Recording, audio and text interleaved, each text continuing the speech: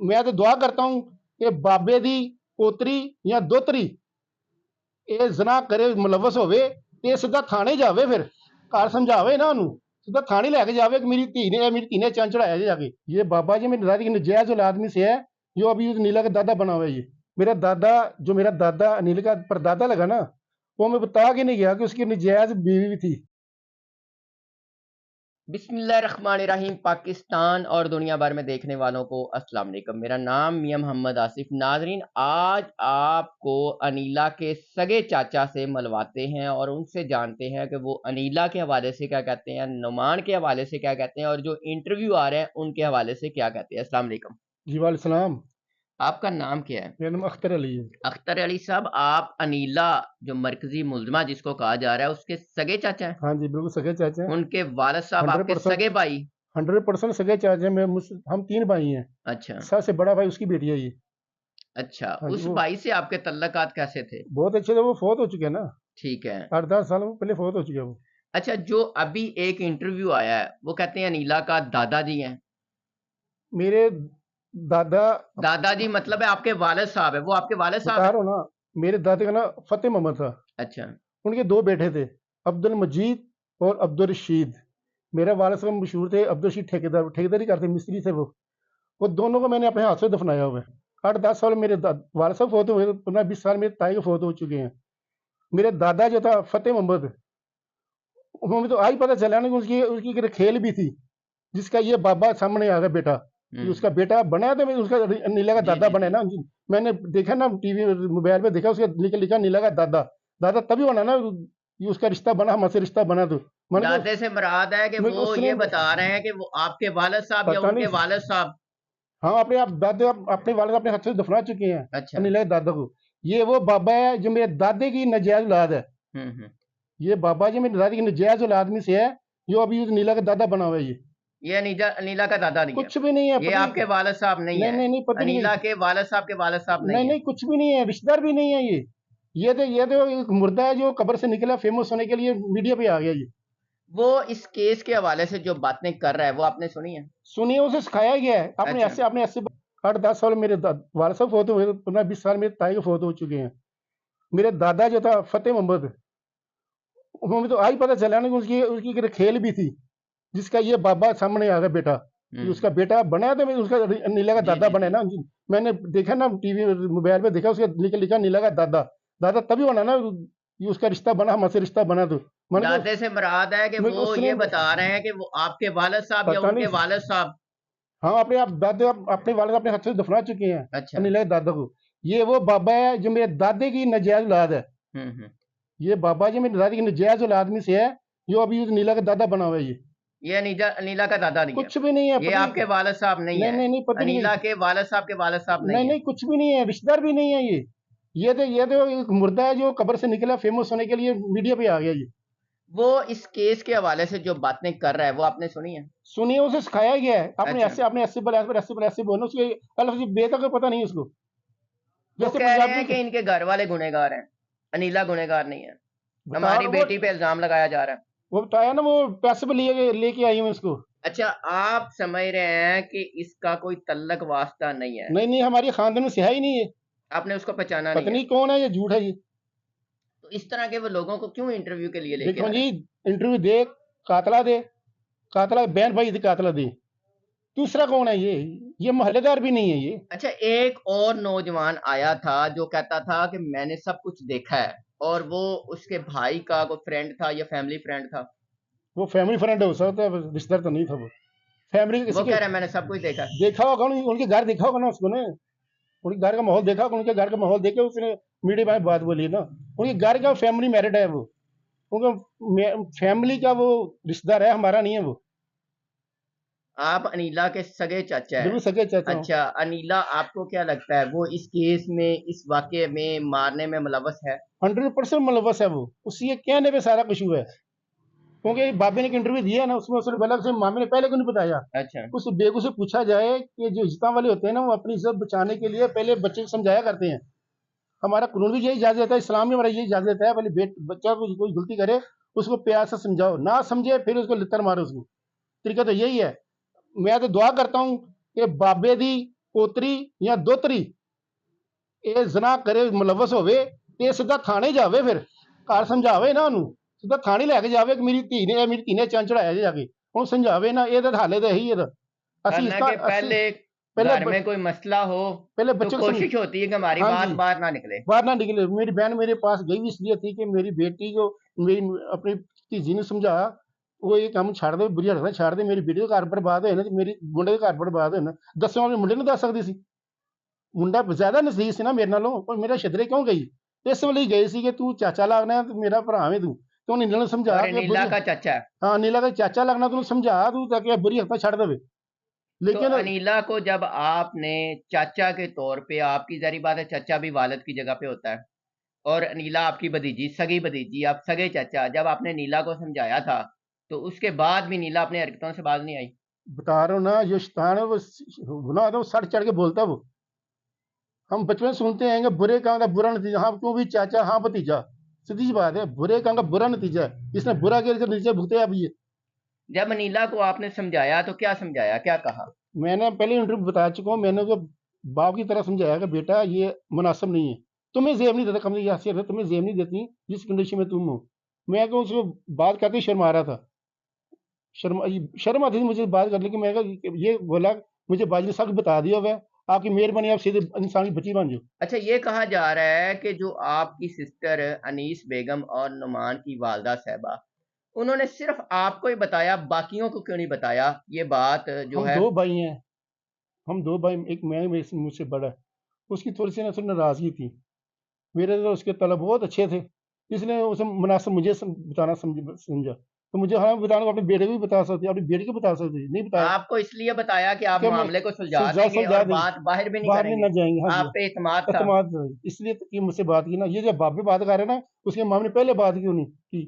तो हम इस तरह वाले लोग हैं, इस तरह वाले हमेशा यही किया करते हैं कि पहले बच्चों को समझाया जाता है। ये नहीं कि छोटा बच्चा कोई गलती करे, कि चोरी करे या ऐसे बुरा काम करे, पहले उसको बेटे को समझाया। ये नहीं कि उसे थप्पड़ लगा के जूते लगा के थाने लेके चले मेरे पहली बेटे, बार पहले मुझे वार्निंग पहली दी, बार पहले समझाया गया। वार्निंग तरीका भी है, पहले वार्निंग दी जाती है, जब वो ना बात है फिर उसका दूसरा निकाला जाता है। अच्छा, आपकी सिस्टर जब आपको बताया था तब क्या जज्बात थे? आंसू थे, परेशान थी? मैं परेशान, मेरी बहन रो रही, मैं परेशान था, वो रो रही थी? वो रो रही, मैं परेशान था। मैं बाजी आप घबराए नहीं, मैं इंशाल्लाह तो जल्दी आपके घर आऊँगा और ये मामले इंशाल्लाह ठीक हो जाएंगे। तो मुझे अपने पे एतमाद था ना कि मैं ये मामले हल कर सकता हूँ मैं। जी जी जी। लेकिन जब बाबा ने ये बात की ना, मुझे बहुत दुख हुआ। इसने क्या, उसके माम पहले क्यों नहीं बोला? हम इस तरह वाले लोग हैं, हमेशा अपने बच्चों को समझाते हैं। मैं तो दुआ कर दूं तुम्हारी बेटी, तुम्हारी पोतरी या दोतरी ये इस काम में मुलव्वस हो, तो उसको समझाना ना मोहल्ले में, बल्कि सीधा थाने लेके जाना उसको, इस मेरी बेटी ने ये गुनाह किया है। और मोहल्ले में इज्जत हाँ, भी इज्जत खराब। खराब कर लेना अपनी। पता नहीं किस किस का शख्स का इंसान है बाबा, ये इसका दिमाग मेंटल हो चुका है। ये किराए पे ले गए इसको, किराए पे ले गए, दादा किराए वाला ये, इसको नहीं जानते इसको नहीं जानते। पता नहीं, कम बता रहा हूँ, ये मुर्दा है कोई जो कब्र से निकल के आया, इंटरव्यू देने के लिए आ गया। इसको फेमस होने का बहुत शौक है इसको, और बातें भी गलत कर रहे हैं। बातें भी गलत कर, बात वही करते, मैं बताता हूँ, मैं बता दूँ, कभी ऐसे टांग करते, कभी ऐसे टांग करते, मैं बताता हूँ, बताता कुछ भी नहीं है, उल्टे पुल्टे बातें करता जाता है। और नुमान ने कहा कि एसपी साहबा के सामने भी ये हंस रहा था। बता रहा हूँ, उसने डांटा भी है इसको, ये 302 का केस है, आप यहाँ पे हंसने, दोबारा हंसना नहीं है। तर अली साहब, अनीला के दादे का मतलब ये है कि वो अनीस बेगम जो आपकी बहन जिसको मारा गया, उसका भी वारस लगा और आपका भी वारस लगा। हाँ, बताने यही शो तो उसने किया ना। तो एसपी जबकि वो मेरी बहन को जानता था, उसका सिर्फ उसके भाई मेरे बाप को जानता है, मेरे वाला साहब को जानता है, बाकी मुझे जानता नहीं, ना मेरे दूसरे भाई को जानता है, ना मेरी दूसरी बहन को जानता है। ये अपने बेटे को नहीं नहीं जानता। जानता, तो वो सिर्फ नीला का सका। वो बता तो रहा हूँ, मेरे दादे के नजायज आदमी से है, जिसका ये मेरा दादा बना हुआ है, ये नीला का, मेरा नहीं, नीला का दादा बना हुआ है। और नुमान ने कहा कि एसपी साहबा के सामने मेरी माँ की मौत की बात हो रही थी और ये बंदा हंस हंस रहा रहा था, हाँ जी हंस रहा था था। ये। ऐसे होता है कि कोई अपनी औलाद के लिए हंसता हो? पहली बात उसकी औलाद ही नहीं है, पहली बात तो ये उसकी औलाद ही नहीं है, वो किराए का टट्टू है, वो किराए के टट्टू ऐसी हरकतें करते हैं वो। अच्छा, अनीला के भाई ने भी कहा था कि शाहद को पकड़ो, हाँ जी, और ये भी कहा था कि नमान की भी कुछ ऑडियो वगैरह हैं जो नमान भी इसमें लग रहा है गुनहगार है। तो शाहद और नमान आप क्या समझते हैं, इनका भी कोई किरदार है? कौन सी रिकॉर्डिंग है इनके पास, हमें बताए ना, कौन सी रिकॉर्डिंग है, कौन सी रिकॉर्डिंग है इसके शादी की, कौन सी रिकॉर्डिंग है, बताए ना हमें। इल्जाम लगाना बात और है। नुमान की रिकॉर्डिंग ये थी कि वो अनीला को ये कह रहा था कि अब आपने जो बात की है उस पे कायम रहना। इसलिए नुमान ने बता हाँ, दिया कि मैंने जो वो उसने इकरार किया था, मैंने उस पे कहा था कि अब ये बात अगर सच है तो मुकर ना जाना। वो इसलिए क्लियर लिया था उससे कि वो इसने हमें पता चाचा ये कातिल है, इसने इसके क्या नहीं सब कत्ल हुआ है। इसने दोनों को इल्जाम लगाया था ना कि हमजा ने और उस्मानी दोनों को मिलकर मारा है। हम इनकी तरह पेपर बनवा रहे हैं ताकि इसको वक्त गवाह बनाए, बाद इसको शाम तफ्तीश करेंगे हम इसको। इसलिए हमने उस वक्त बोला था ये देखो मैं आपसे कोई बात करता हूँ, आपके दिल में चोर होगा तो आप मेरी रिकॉर्डिंग करेंगे, आप मेरी रिकॉर्डिंग उस वक्त करेंगे आपके दिल में चोर होगा। हमारे तो वैसे बात की, शाहद साहब के हम जो भी बात करते थे ना आपकी सिस्टर के साथ तल्लुकात कैसे थे? बहुत अच्छे थे, मियाँ बीवी के जैसे होते हैं। वो तो बता रहा हूँ ना, जो झगड़ा होता है वो मेरे घर में भी होता है। मैं शादीशुदा हूँ, मैं 4 बच्चे का बाप हूँ। लेकिन कभी आपके सामने आपकी सिस्टर ने ये बात नहीं की कि मैं अपने शोहर से तंग हूँ, नहीं, कोई मसला है? खुश थे, बता रहा हूँ ना। खुश थे। लड़ाई झगड़ा मेरे घर में भी हो जाता है, मैं भी शादीशुदा और इंसान हूँ। शहद का नाम लेने की वजह क्या है ताकि मामला कोई मामला किसी और तरफ चला जाए, ताकि वो असल पीछे पैरवी वही कर रहे हैं। तो जिसने अपने सगे बेटे वो को पैरवी पकड़वा बता दिया, रहे हैं, पैर वही पीछे शाह साहब पीछे पैरवी कर रहे हैं इनको, इनके अंजाम तक पहुंचाने के लिए। ये क्या चाहते हैं, ये मुलवस हो जाए, तो ये ताकि हमारा जो मामला है जो ठस फस हो जाए। अच्छा किसी ने कहा कि कुछ ऐसी बात भी सामने आई कि शाहद साहब अपने बेटे को बचाने के लिए अनीला पे सारा इल्जाम लगा रहे हैं। हो नहीं सकता।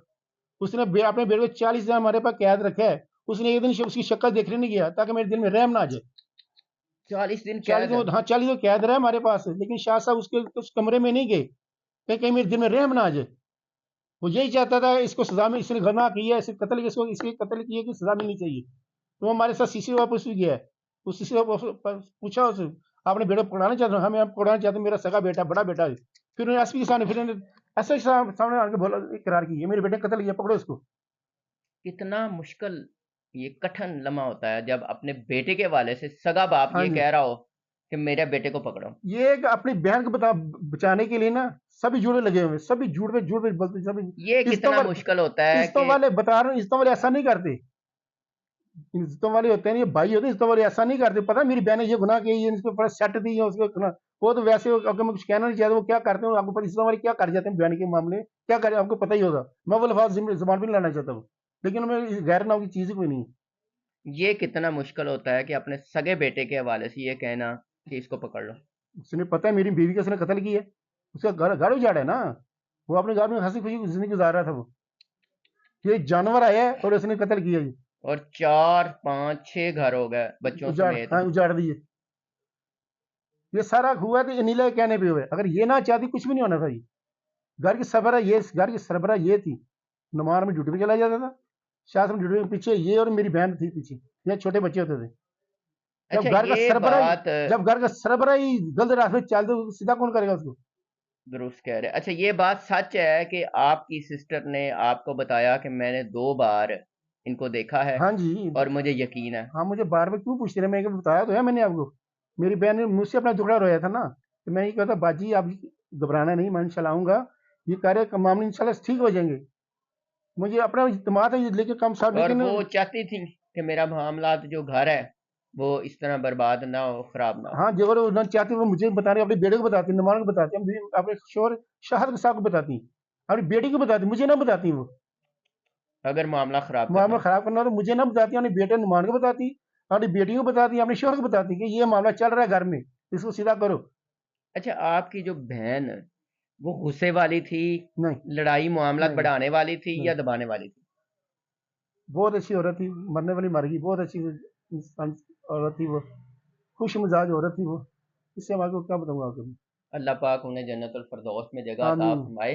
तो अब ये केस जो है कहते हैं कि नुमान भी केस की पैरवी से गायब हो गया, नहीं, नहीं, आप भी मंजरे आम से गायब हैं। अब केस किस तरफ चल रहा है और क्या हम आप डर गए हमारा हैं? नहीं, नहीं डरे नहीं, डरे नहीं, हम किससे डरेंगे?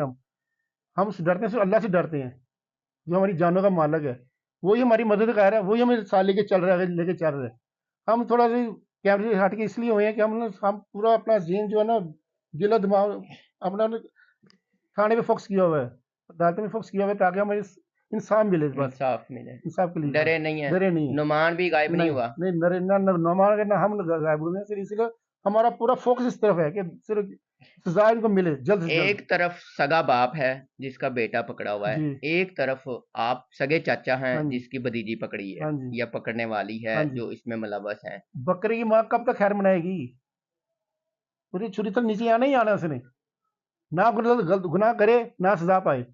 आप चाहते हैं कि सजा मिले? इंशाल्लाह ताला मिलेगी। उसने भी एक नाहक कत्ल किया, उसने नाहक कत्ल किया, उसने उसकी उसकी की सजा मिलनी चाहिए उसको। इंटरव्यू जो आ रहे हैं उसके हवाले से इंटरव्यू को कोई जवाब देना, वो बेवकूफ है वो लोग।